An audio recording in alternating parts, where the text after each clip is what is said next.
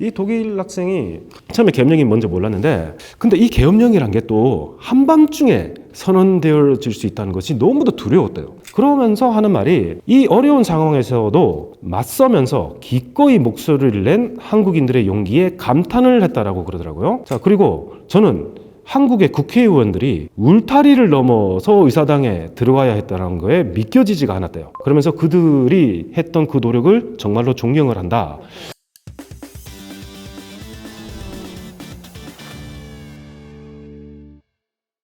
안녕하세요. 여기는 지난 한 주의 세상 소식을 발빠르게 알려드리는 세상연구소의 세상보고서입니다. 저는 아나운서 이하영이고요. 오늘은 미국 이야기를 나눠볼 예정이라서 미국 전문가 김상조 교수님 모셨습니다. 반갑습니다. 안녕하세요. 세상연구소 구독자 여러분들 다시 만나뵈어서 반갑습니다. 미국학을 전공했고 컨텐츠로 풀어낸 알기 쉬운 미국 문화 책을 출간했습니다. 교수님, 오늘 제가 세상보고서를 통해서 교수님 처음 뵀는데 네, 반갑습니다. 네, 제가 듣기로 동양인 최초로 미국학을 미국인들 상대로 가르치신 분이라고 들었습니다.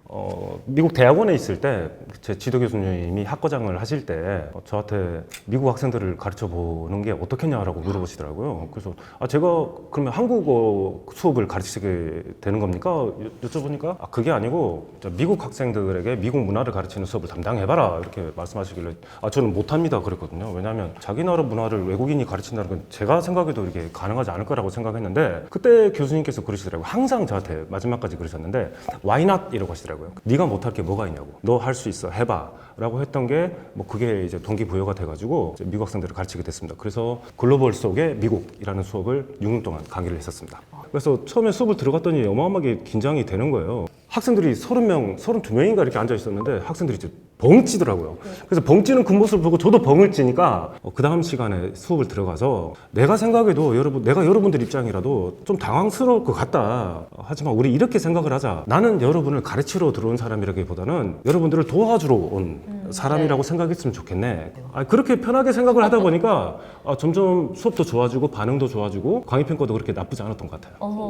그래서 오늘 저도 그 학생들처럼 배우는 입장으로 왔어요, 교수님. 저도 배우러 왔습니다. 제가 유럽 여행도 많이 다녔고 제가 전 세계 여행을 참 좋아하는데 미국만 못 가봤어요. 학생의 마음으로 열심히 배워보도록 하겠습니다. 알겠습니다. 좋습니다. 그럼 교수님 이제 어느덧 연말이에요. 2024년 이제 막바지를 향해 가고 있는데 연말을 좀 어떻게 보내고 계세요? 대다수 우리 한국 분들처럼 우리가 며칠 전에 좀 그런 계엄령 사태부터 해서 국민들이 좀 가슴을 졸이면서 이 상황이 어떻게 펼쳐져 나갈지 저도 이제 그 중에 한 명이었겠죠. 그래서 연말에 크리스마스 때 뭘 할까 그런 계획을 가지고 지금 그거를 기다리고 계신 분들 많이 안 계실 거라고 생각을 해요. 맞아요. 이 상황이 앞으로 우리나라를 위해서 어떻게 좀 잘 됐으면 하는 그런 바람으로 살고 있는 다른 국민들 중에 한 명일 거라고 저도 생각하고 있습니다. 이게 지금 12월 초부터 굉장히 국가 상황이 급변하고 있고 좀 혼란스러운 시국인 상태라서 많은 분들이 좀 평온한 일상을 못 즐기고 계시잖아요. 네.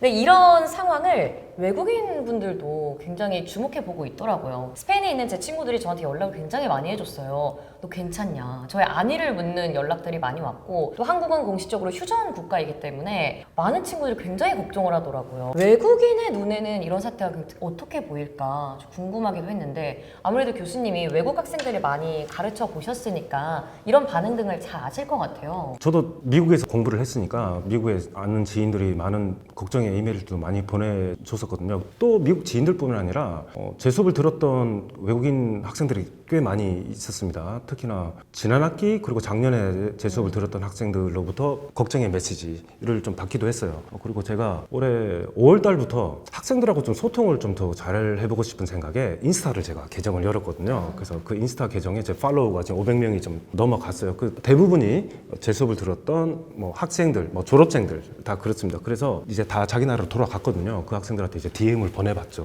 그래서 질문지 형식으로 5개의 질문을 좀 보내서 너희들은 지금 우리 한국의 상황에 대해서 어떻게 생각을 하느냐. 근데 많은 학생들이 좀 흔쾌히 답장을 보내줬더라고요. 그래서 영국 학생들, 지금 현재 저한테 배우고 있는 우즈베키스탄, 독일, 프랑스 또 답장을 보내줬습니다. 그 첫 번째 학생이 영국 맨체스터 출신인 그 펀이라는 학생입니다. 참 기억에 남는 게 학기 마치고 자기 나라 돌아간다면서 마지막 날 저를 잠시 만나고 싶다고. 그래서 만났는데 저한테 조그마한 컵을 선물을 해주는 거예요. 그래서 그 컵에 한국말로 최고의 선생님 감사합니다 하고 이제 아. 그 컵을 이제 선물해주고 간 네. 친구였는데 그 친구가 이제 답장을 보냈어요. 그러면서 이제 영국이 BBC가 전 세계적으로 유명하잖아요. 그래서 BBC를 통해서 많은 영국인들도 한국의 상황에 대해서 많이 알고 있다고, 그리고 자기 남자친구가 파트너라고 하니까 남자친구 같은데 지금 한국에서 있대요.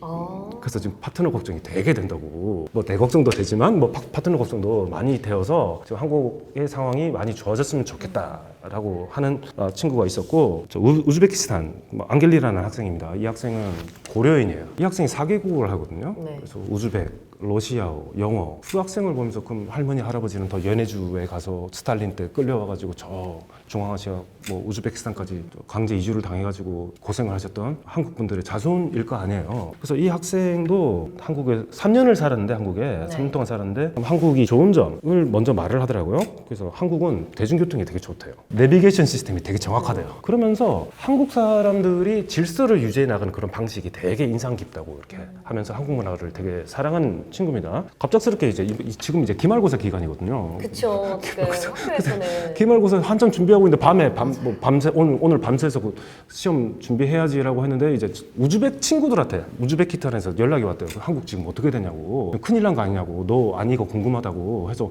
나 멀쩡하게 좀 공부하고 있다. 그래서 자기도 놀래가지고 밤을 샜다고 그러더라고요. 한국의 상황이 어떻게 될지 네. 밤을 새서 봤는데 그나마 나아져가지고 안심이 됐다라고 이렇게 답장을 했고, 그리고 세 번째 이제 하자리라는 독일 학생이 있습니다. 그 학생은 출석부를 딱 봤더니 독일에서 왔대요. 근데 성을 보니까 에르도반이라는 성이에요. 근데 에르도반이라면 터키 대통령님 그 성을 보면은 그분 성하고 똑같더라고요. 그래서 혹시 너 터키계냐고 물어보니까 맞대요. 그래서 제가 예전에 독일을 가봤더니 터키 사람들이 그렇게 많은 겁니다. 왜 이렇게 독일에 터키 사람들이 많은지 이제 나중에 공부를 해봤죠. 거의 한 300만 명 가까이 산대요, 독일에. 그때 우리나라도 독일에 그때 파독, 간호사, 뭐 네. 탄광 일하러 가신 분들인데, 그때 터키에서도 어마어마하게 많은 노동력이 그때 독일로 이주를 많이 해가가지고 그 사람들이 정착을 해서 지금 300만 명 가까이 사는데, 그 중에 한 명이 이제 이 하자리라는 학생인데, 네. 이 학생이 한국의 상황을 보면서 한국 국민들이 민주주의를 위해 싸우고 이 상황을 잘 처리한 것을 정말 존경합니다. 또한 본인이 또 인상 깊었던 게 군하고 또 군과 또 맞닥뜨리고 있는 한국 국민들이 보이지 않게, 아니면 보였으면서도 보이지 않는 서로 간의 어떤 존중, 어떻게 보면 큰 유혈 사태가 일어날 수도 있는데 잘 해결되게끔 뭔가 접점을 찾아 나가던 그런 모습이 되게 인상 깊었다고 그러더라고요. 시위가 평화로우면서도 아주 영향력 있게 펼쳐지더라는 게 인상적이었다. 그리고 한국 사회라는 게 하나의 어떤 사회로서의 어떤 한국이 얼마나 강한 나라인지를 이번에 보게 됐다라고 이야기를 하더라고요. 되게 깊이 있게 알고 있는 친구네요. 그리고 이 친구 그 마지막에 이랬습니다. 한국의 과거의 역사가 지금의 여러분들을 항상 뭉쳐지는 커뮤니티로 형성하도록 도와준 것 같습니다 라고 얘기를 하더라고요. 이 친구가 이야기한 게 지금 해외에서도 굉장히 화제가 되고 있는 게, 시위가 평화로우면서도 영향력 있게 됐다 하잖아요. 근데 지금 저희 이제 시위를 보면 아이돌 응원복 들고 나오고, 그리고 이렇게 깃발에 적혀있는 문구들이 굉장히 특이하고 또 재밌는 문구들도 많고요. 그리고 아이돌 음악으로 또 그런 집회 음악을 만들고. 그거 되게 재밌었던 게 하나 이글스 배너 맞아요. 보잖아요. 그런 것도 많죠. 하나 걱정하기도 맞아요. 하나 걱정하기도 좀 모자랄 판에 이것까지 걱정을 하니? 네. 그런 것도 되게 그런 시위 이러면은 언제나 막 폭력, 그렇죠. 폭력적이고 무섭고 이런 강제 이미지가 진압 있는데, 뭐 이런 게 많은데 또 한국은 또 그런 문화가 또 아니라는 거예요. 시위도 이렇게 평화로우면서도 영향력 있게 펼쳐지니까 굉장히 주목받고. 그래서 K 프로테스트라고 하더라고요. 네, 그렇게 또 그렇게 말을 하더라고요. 그리고 또 많이 알고 있는 친구네요. 그리고 공부를 또 제일 잘했던 독일 학생이 있었는데, 네. 그 마리나라는 학생이더라고요. 그래서 이 유튜브 촬영 끝나면 자기들 링크 보내달라고 그러더라고요. 그래서 그 링크 제가 반드시 보내준다고 그랬거든요. 그래서 마리나 학생이 한국에서 지내면서 가장 좋았던 게 밤에 걱정 없이 두려움 없이 안전한 마음을 가지고 돌아다닐 수 있는 거. 그쵸. 근데 독일은 not possible 이렇게 적어놨어요. 그러니까 뭐 이게 뭐 개인의 의견이니까. 그리고 한국 사람들은 거의 잠을 안 자는 것 같다 이러더라고요. 뭐라고 이야기를 하냐면 대부분의 학생들도 외국인 학생들도 마찬가지지만 계엄령이 뭔지 몰랐대요. 이게 저도 스페인 친구랑 얘기할 때 레이 마르시알이라고 그 단어를 계엄령이라는 단어를 쓰는데 그 단어를 알고는 있었지만 실제로 사용한 적이 없었다. 근데 한국의 사태 때문에 이 단어를 처음 쓴다고. 그렇지 우리도 이게 익숙하진 않지만 역사적으로 저희는 경험이 있잖아요. 근데 유럽에 있는 친구들이나 외국인 친구들은 이게 익숙하지 않더라고요. 그 프랑스 학생이 있었는데 엘리엇이라는 프랑스 학생이었는데 이 학생이 뭐라고 이야기하냐면은 자기도 몰랐대요. 그러면서 한국은 몇 시간 안에 독재로 갔다가 다시 민주주의로 오는 것을 보면서 상당히 놀랐는데 자기 생각에는 프랑스와 매우 비슷한 느낌을 주는 한국이란 나라에서 이 대통령이 얼마나 빨리 정권을 장악할 수 있는지 그게 자기는 조금 두려움을 느꼈대요. 왜냐면은 프랑스에서는 이런 일이 거의 불가능할 것이기 때문에 네. 라고 이야기를 하더라고요. 자, 다시 이제 독일 학생으로 돌아가면 이 독일 학생이 처음에 계엄령이 뭔지 몰랐는데 근데 이 계엄령이란 게 또 한밤중에 선언되어질 수 있다는 것이 너무도 두려웠대요. 그러면서 하는 말이 이 어려운 상황에서도 맞서면서 기꺼이 목소리를 낸 한국인들의 용기에 감탄을 했다라고 그러더라고요. 자, 그리고 저는 한국의 국회의원들이 울타리를 넘어서 의사당에 들어와야 했다는 거에 믿겨지지가 않았대요. 그러면서 그들이 했던 그 노력을 정말로 존경을 한다. 그리고 또 놀랐던 게 이번에 안기령 대변인 나왔죠. 양기령이라고 적혀 있어요. 그래서 안기령 안하고 안기령 의원을 봤대요. 영상을 뉴스에서 독일에도 나왔대요. 그래서 안기령이라는 여성은 정말 놀라웠고 그녀가 군대로부터 자신과 다른 사람들을 방어하는데 두려움을 보이지 않았던 그 모습이 상당히 인상 깊었습니다 라고 이야기를 했고 그러면서 마지막으로 저는 한국이 대통령 탄핵을 위해 얼마나 빨리 움직였는지 놀라웠습니다. 아마 독일에서는 몇 달이 걸릴 일을 한국에서는 매우 효율적으로 처리가 되었습니다. 네, 이렇게 또 외국 학생들의 반응을 보니까 외국인들은 어떤 시선으로 이 사태를 보고 있는지 알 수 있었습니다. 그리고 지금 이런 비상계엄 사태에 대해서 미국 하원 외교위원회 최고참인 브래드 셔먼 위원도 목소리를 냈잖아요. 그 목소리를 냈던 또 대표적인 분이 브래드 셔먼 미국 하원 의원이셨잖아요. 근데 이게 그 미 연방의회에서 연설을 또 처음 하고 한국 언론과 인터뷰도 하시고 좀 놀랐어요. 미국에서 이런 목소리가 나온다는 게 또 굉장히 빨리 쉽지가 나와서. 않죠. 그러니까요. 왜냐하면 그런 나라에 대한 내정 간섭이라고 느껴질 수도 있기 때문에 특히나 미국 하원이나 어떤 의회 의원들이 그런 목소리를 낼 때는 우리가 상식적으로 봤을 때 뭐 시리아나 뭐 네. 여러 나라 뭐 이스라엘 사건 가자 사태나 뭐 이런 좀 그런 게 있을 때 그런 규탄 그 담긴 메시지를 내는 게 많은데 좀 한국이란 거의 뭐 동맹 국가를 위해서 한국 국민들이 올바른 선택이었다. 우회가 잘했다. 한국이 언제나 이 민주주의를 진전해 나가기를 바란다라고 그런 메시지를 냈다는 게 상당히 저도 좀 놀랐습니다. 이게 메시지가 말씀해 주신 것처럼 좀 강력했어요. 그 메시지들이. 그래서 많은 분들이 아마 놀라셨을 텐데 그럼 교수님이 이제 또 잘 아시니까 저는 굉장히 궁금했던 게 이분이 어떤 분인지 그리고 한국과 어떤 관계에 있는 분이라서 이런 목소리를 낸 건지 이게 또 궁금합니다.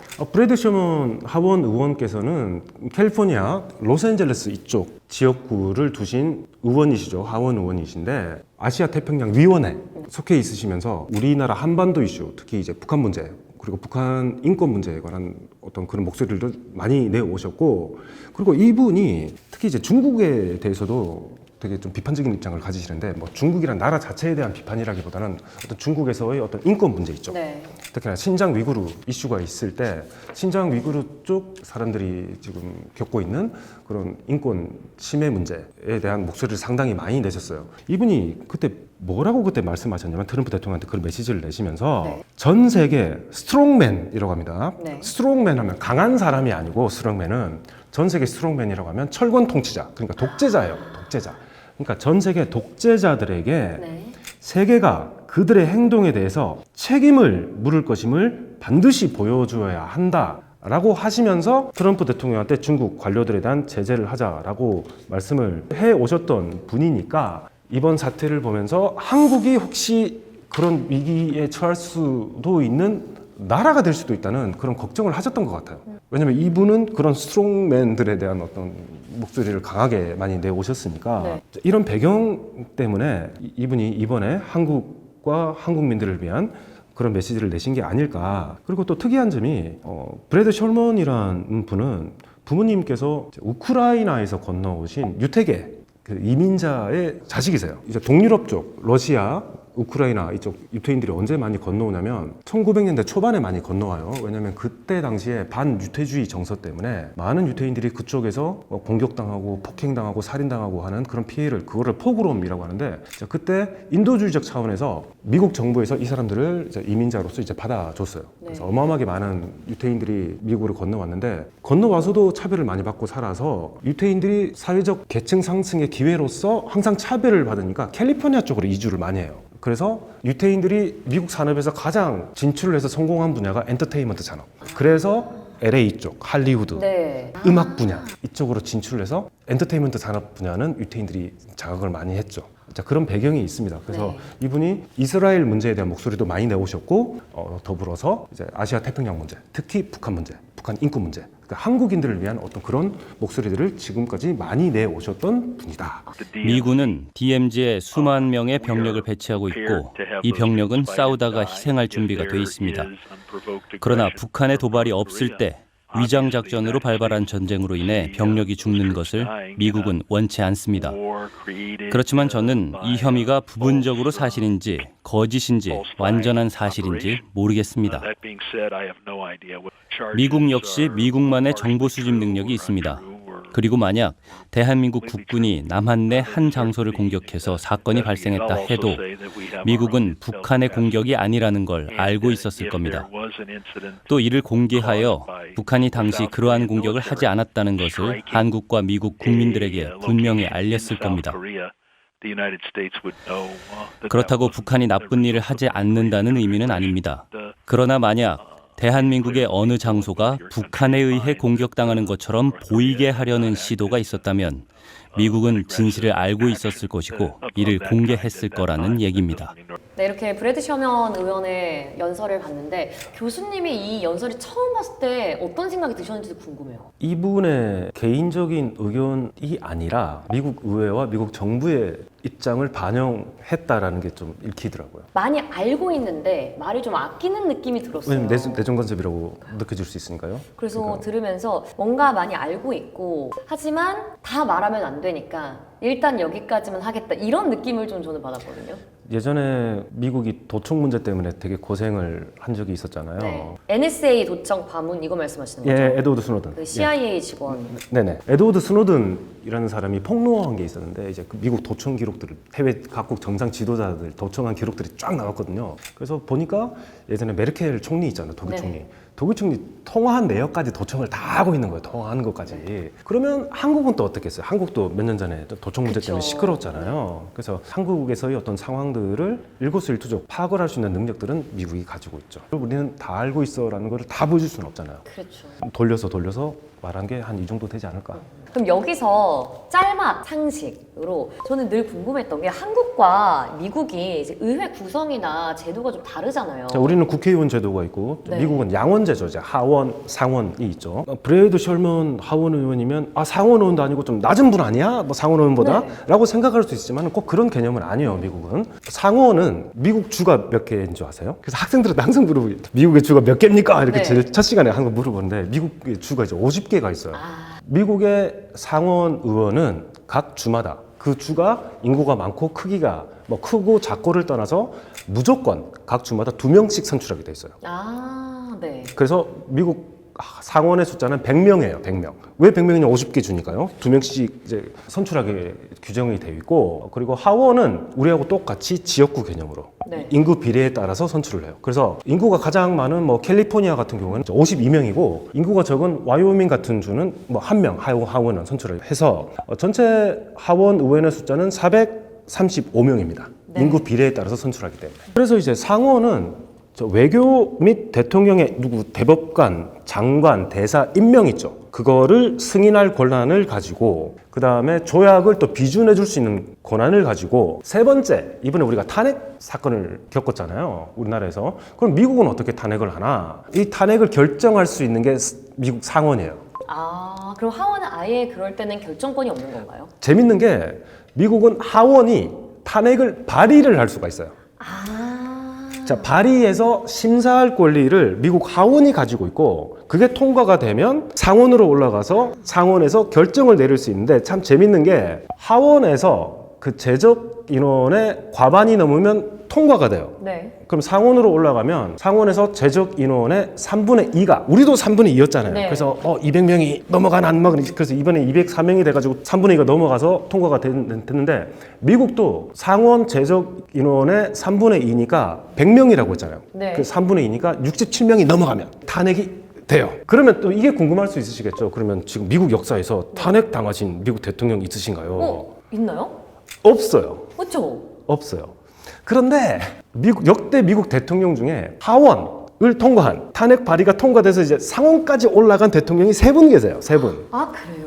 뭐 옛날 대통령인 앤드류 존슨 대통령이 있고 두 번째 우리 현대 뭐 20세기로 치자면 두 분이 계시는데 20세기 한 분이 클린턴 대통령 기억하시죠? 루인스키 사건 그때 기억하시죠? 네. 루인스키 스캔들 있어가지고 이제 탄핵 한 해만 했는데 근데 이제 상원에서 부결이 돼가지고 이제 통과가 안 됐죠. 탄핵이 안 됐고 그리고 세 번째 대통령이 누구시냐면 이번에 대통령으로 다시 당선되신 트럼프 대통령. 이셨습니다. 그래서 트럼프 대통령이 또 기록을 세우신 분인데 유일한 역대 미국 대통령 중에서 유일하게 하원에서 탄핵 소추 발의가 통과된 2번이나 통과된 유일한 분이세요. 2번 그러면 발의하는 거예요? 2번 하원에서? 발의가 되어서 하원에서 이제 탄핵시켜 주세요라고 상원으로 올라갔는데 이제 상원에서 부결. 2번 다 두 번 부결. 당하신 대통령이 이제 트럼프 대통령이시죠. 미국의 탄핵의 역사도 들으니까 또 새롭네요. 한국은 지금 몇 년 사이에 탄핵이 2번이나 돼가지고. 이게 그러니까 이게 이게 해외에서도 되게 신기하잖아요. 신기하죠. 왜냐면 탄핵이 통과됐다는 거에 얼마나 놀랍겠어요. 이렇게 어려운 일인데 미국에서도 계속 부결될 정도. 저 민주주의 역사가 미국이 가장 길잖아요. 이런 미국에서도 그쵸. 대통령 한 명 탄핵시키기가 이렇게 힘든데 우리나라는 거의 8년 만에 다시 참 가슴 아프게 또 탄핵을 뭐 해야 하는 그런 상황에 맞닥뜨린 나라가 돼버렸죠. 네. 자, 그래서 이렇게 또 설명을 해주셨는데 그러면 이렇게 양원제가 생긴 이유 미국에서 그것도 궁금해요. 어떤 역사적인 이유가 있었을 것 같아요. 그래서 미국이 처음에 독립을 할 때 이제 느슨한 연합체 개념이었거든요. 이제 1776년에 미국이 독립을 하는데 그때만 해도 이제 예전에 영국의 식민지였던 13개 지역들이 모여가지고 이제 독립을 했는데 그래서 느슨한 연합체 정도의 개념이었는데 이러지 말자. 그러면 중앙정부의 역할이 어떻게 될지 정확하게 규정을 짓자. 이래서 이제 헌법을 이제 제정을 하게 되는데 헌법을 제정을 할 때 그러면 각 주는 미국 연방의회에서 어떤 권한이나 역할을 가질 수 있는지 한번 정리를 해보자라고 했는데 인구가 많고 힘이 있는 주들에서는 야 그러면은 의원의 숫자를 인구 비례에 맞춰서 하자. 근데 작은 주들 입장에서는 그러지 말자. 그래도 같은 연합체를 구성하고 있는 주인데 그럼 우리들의 목소리가 낮아질 수가 있지 않느냐. 그러면 타협을 하자. 이래서 상원은 그러면 작은 주도 연방 정부에서 목소리를 낼 수 있도록 2명씩 공평하게 해주도록 하고 그러면 하원은 인구 비례에 맞춰서 하는 그런 균형을 잡도록 하자라고 이제 타협을 짓게 되어서 미국이 이제 양원제를 이제 만들게 되죠. 상원이 좀 더 많은 권력을 가지고 있다고 착각할 수 있지만 그건 아니다라고 얘기를 해주셨잖아요. 그럼 상하원이 역할이 다르다고 이해하면 되나요? 그렇죠. 하원이 좀 약하게 보일 수가 있지만은 하원이 또 결정적인 어떤 권한을 가지냐면 revenue 그러니까 세액 있죠 세입에 대한 권한을 가져요. 이게 어떻게 돼야 될지 배정되고 책정이 돼야 될지 하는 그런 결정권을 상원이 아니고 하원이 가지고 있어요. 트럼프 대통령이 이제 완전히 없애버리자고 하는 공화당의 노력을 지지를 한다.